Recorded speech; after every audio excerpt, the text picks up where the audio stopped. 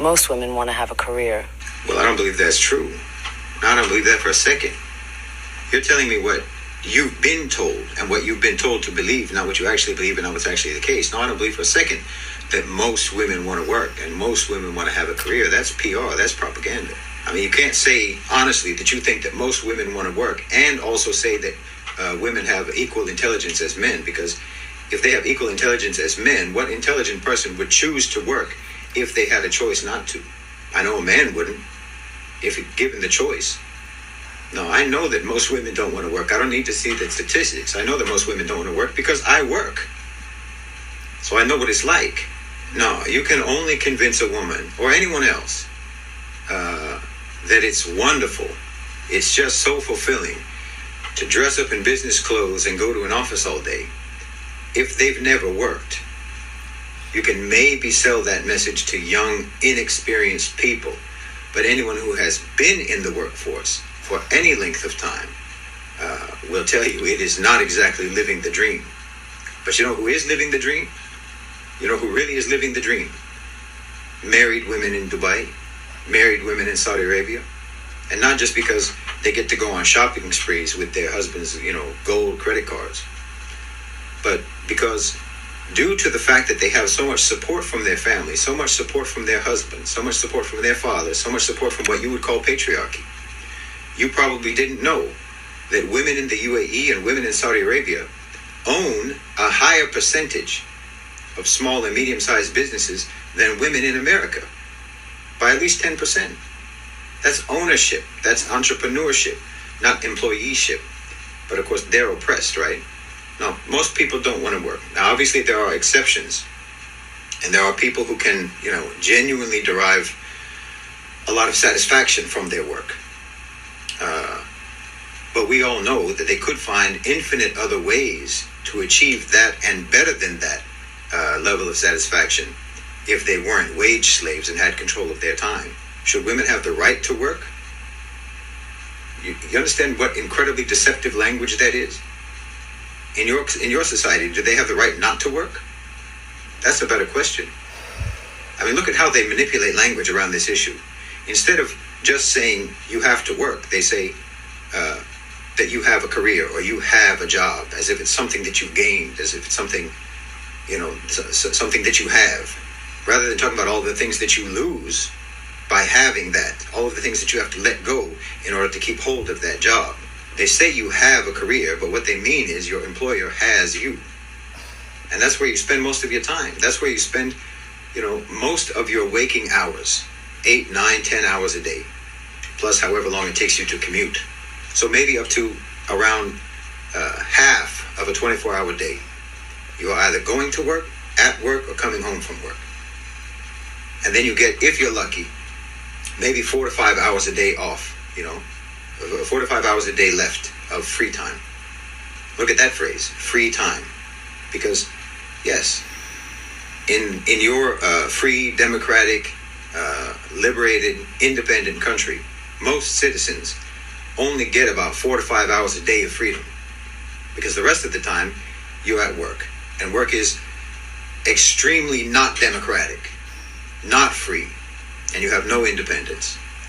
You do what you're told. You wear what you're told. You eat when they let you. Your time is not your own. In some places, you even have to ask permission to use the restroom. So most of your waking hours are actually spent in a thoroughly totalitarian environment, in the land of the free and the home of the brave. And you get maybe 4 to 5 hours a day of freedom. And you're telling me that women want that? No. The system wants that for women.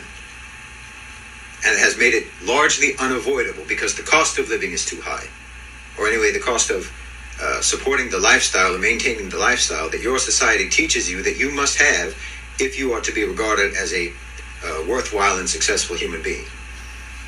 They made it necessary for women to work. And human beings have a great capacity to convince themselves that they are actually in favor of things that have been imposed upon them.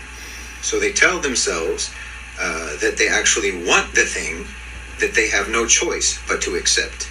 Then, of course, on top of that, you have all this propaganda about how wonderful and how fulfilling it is to sell your time and your labor to an employer, to rent yourself out to your employer. And you have people, excuse me, but like yourself, spreading the propaganda. It's no different really from, how you have women in human trafficking networks, women who procure women for the traffickers. It's basically the same thing. It's just different in the severity of the consequences. But both types of people are lying and making false promises about the servitude and drudgery that they are actually dragging women into on the basis of, promises of how wonderful it's going to be and how much they deserve all of the great things that are going to come to you if you listen to me and do what I said. When actually you're just going to become a wage slave. Just like in a human trafficking thing, you're going to become an actual slave. And it's the same for everybody. I mean, if you could actually remove from the workforce everyone who does not genuinely find fulfillment and satisfaction from their job, you would have extremely few workers left of either sex. Men find fulfillment usually not from the work itself. Most of the time, it's not from the work itself, but it's from the fact that they are successfully providing for their families. So they sell their souls to the company store, as the old song says, for the sake of their loved ones. And they find some level of gratification from that, and it gives them a sense of purpose, even doing the most, mundane, difficult, and tedious work. And there's honor in that because it involves a sacrifice. It's a sacrifice that you do for your family. But no, most women don't want to work because, of course, they don't. Most people don't want to work. So, think it through.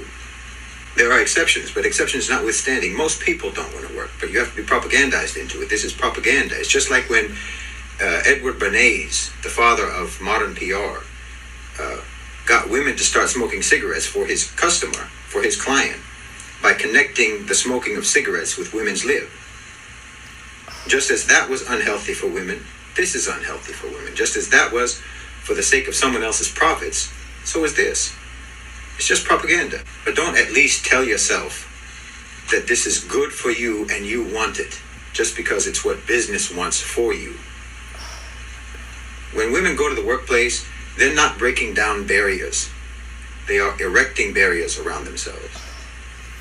And men know that because we've been in those barriers all our lives. We know what it's like to be in the workplace. We know that all of this propaganda is propaganda. It's not a wonderful thing to go out into the workforce. Women have, the domestic life of women traditionally has been a socialist utopia. Why would you leave that?